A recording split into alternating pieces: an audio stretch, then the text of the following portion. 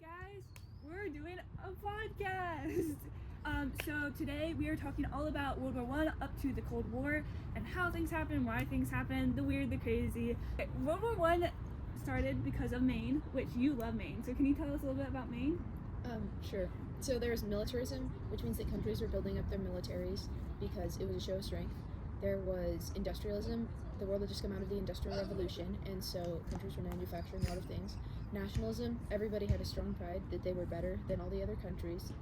And the alliance system, which means that countries were secretly making alliances with other countries, and that actually led into how World War I started. But how would it look if we didn't have the alliance system? Well, probably not a lot of other countries probably would have joined World War I because everybody was brought in because of the alliance systems, and we may not have had a world war. It may have been a smaller war, but not a world war probably. Yeah. So if the alliance system caused all this war, why did anybody use it? Because they wanted people to have their backs in it, so that they could have more power without the having to go to war. They wanted protection without. They wanted more protection without. They wanted to know that somebody could have their back if they were going to go into a war. Mm-hmm. Yeah, they wanted And, protection yeah, if something got ever trapped. happened. They didn't want to get blindsided in a war. They didn't want everybody else to gang up against them Yeah. and conquer them. They wanted to be the cool kid. Yep. They wanted to be the head honcho. Okay, but did Europe want World War I? I don't know if anybody technically wants war, but to some extent, with their militarism, everybody wanted to have the most power and the most wealth and everything, and that there was somewhat of tension and conflict within that. So not necessarily they wanted to go to war, but they also kind of did to show their power. And yeah, building up their armies, you can't build an army like that and not want to fight. Mm-hmm. And they just wanted to use their armies because they had so much of a good military. Yeah. Isn't it crazy that it all started from the assassination of one guy, Yeah. and that it just spiraled to It's crazy. World War I, World War II, and then the Cold War, all because they were doing parades. Because they're and all- the guy got assassinated. All these wars are connected in some way. Mm-hmm. Oh, what was the different types of warfare that they used in World War So they had new technology, so they had poison gas, and that killed people at first. The trench warfare. And then trench warfare. Yeah, and all the tanks and And bombs. they had better guns, but then they also still used the old techniques of just a lot of people charging. So they'd have a lot of soldiers just charge out, and then the guns would just mow them down. Yeah. Yeah, there wasn't necessarily a complete winner in that one because everybody's armies were very equal to each other. So they just kind of went back and forth, and everybody was dying on both sides. So, It 'cause- ends because Germany is fine, we can stop killing each other, and then well, Germany is not fine, we can stop killing each other. or not It's- it was meant to be a treaty, and then Yeah. it had, or but then well, it targeted Germany. yeah. Because there's the Central Powers and then Mhm. the Allied Powers and Central Powers, which Germany was part of, they all just left. And Germany couldn't fight back against so many other nations. And they were forced to take responsibility for the war when they weren't the ones who started it.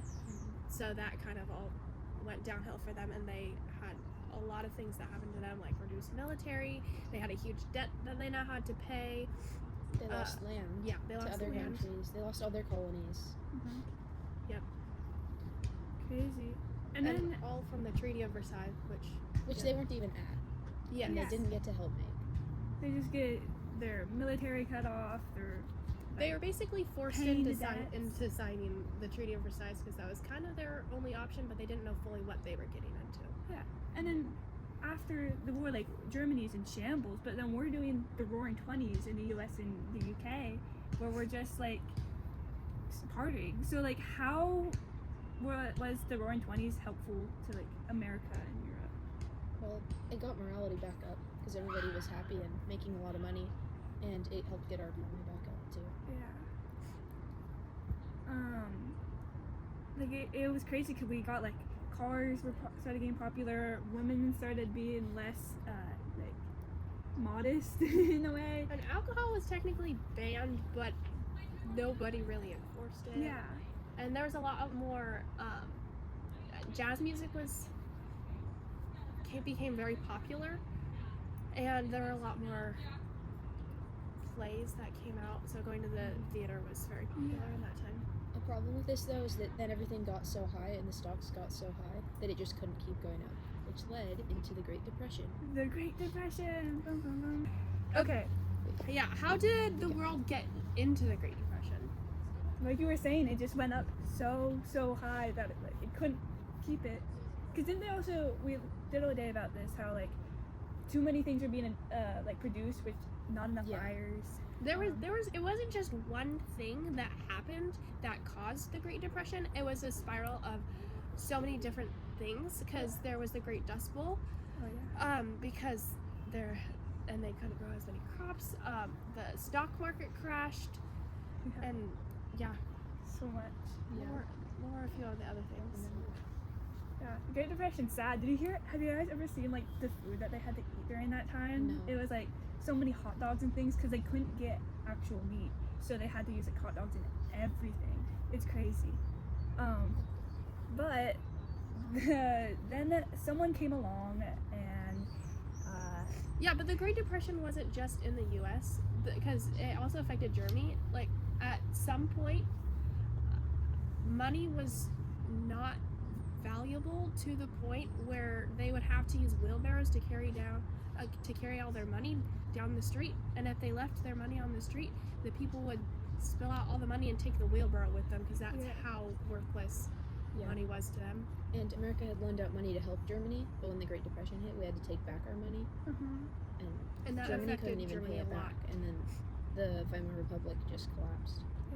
And because of that collapse, they were so desperate for a leader that would help change things to where they could have jobs and they could have a stable government and just a strong leader in general to go against the Treaty of Versailles that was still hurting them after World War I. So they elected Hitler. yeah, mustache guy. Yep, and Hitler, some people think that he just kind of inserted himself, but he was actually elected into power as their leader. And people loved him because he would do what they were maybe too scared to or didn't have power to. Yeah. And so he started overstepping the borders, trying to take back places, which the Treaty of Versailles had taken away. Yeah, completely kind of like broke the Treaty of Versailles. Yeah. They went against it. He made their army powerful again. He was like, I'm not paying the other countries back. We're keeping that money. And then they went back at France. They tried to get that territory that they lost originally back. And what did we do about it? Nothing. We did Nobody stopped absolutely nothing. Yeah. And why would people not do anything? Well, it was called appeasement because they thought, oh, we'll let Hitler take a little and then he'll stop. And people did feel bad about the Treaty of Versailles and feel like Germany was getting back what they deserved. And we know how terrible World War II was because of Hitler and all that he did. But the people kind of knew somewhat what he was going to do, but they overlooked the bad things about him to gain the good things that they wanted. But we know that didn't really turn out too well. And do you think anyone actually expected Hitler to go like that hard against the Jews? No. And I just don't be think anybody did. like, no one thought, and like, it was crazy. Like, he even knew what he was doing is wrong. I find it so interesting. When the Olympics came to Germany, he took down all of the Jewish like anti-Jewish propaganda and tried to make it like it was so peaceful. Like, they knew what they were doing. They knew what they were doing against the Jews was wrong, but they just hated them so much. Like, it's crazy. And right after the Olympics, then everything just turned to the same way it had always been. They just wanted to make it look like that their country was great and everything, when in reality, it wasn't.